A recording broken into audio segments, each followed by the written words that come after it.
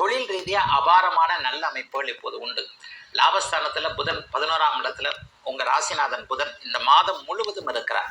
10ஆம் இடத்துல குருச்சுக்கிரன் இருக்க 7ல் கண்டகச்சனியாக இருந்தாலும் கூட 12ஆம் இடத்தில் செவ்வாய் வலுத்திருப்பது மிகப்பெரிய ஒரு யோக அமைப்பு. எதிர்பாராத அதிர்ஷ்டங்கள் வரக்கூடிய அமைப்பு இப்போது அத்தனை கன்னிராசிக்காரர்களுக்கும் சர்வ நிச்சயமாக உண்டு.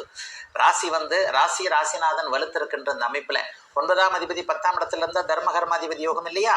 அப்ப வேலை நல்லா இருக்கும், தொழில் நல்லா இருக்கும், அதன் மூலமாக லாபங்கள் வரும். வர்ற லாபம் இதுவரைக்கும் இல்லாத லாபமே கிடைக்கல, நான் இப்படி இருக்கிறேன், நான் அப்படி இருக்கிறேன், எனக்கு இது கிடைக்கல அது கிடைக்கல என்கின்ற மாதிரியாக ஒரு மாதிரியான தொழில்ல நல்லவைகள் நடக்கல, வியாபாரம் நடந்தா கூட எனக்கு லாபம் இல்லை என்கின்ற மாதிரியான சூழ்நிலைகள்ல இருந்து வந்த அத்தனை கன்னிராசிக்காரர்களுக்கும் லாபங்கள் நிறைவாக இருக்கக்கூடிய ஒரு சுப நிகழ்வுகள் நடக்கக்கூடிய நல்ல ஒரு மாதமாக ஜூலை மாதம் கண்டிப்பாக அமையும்.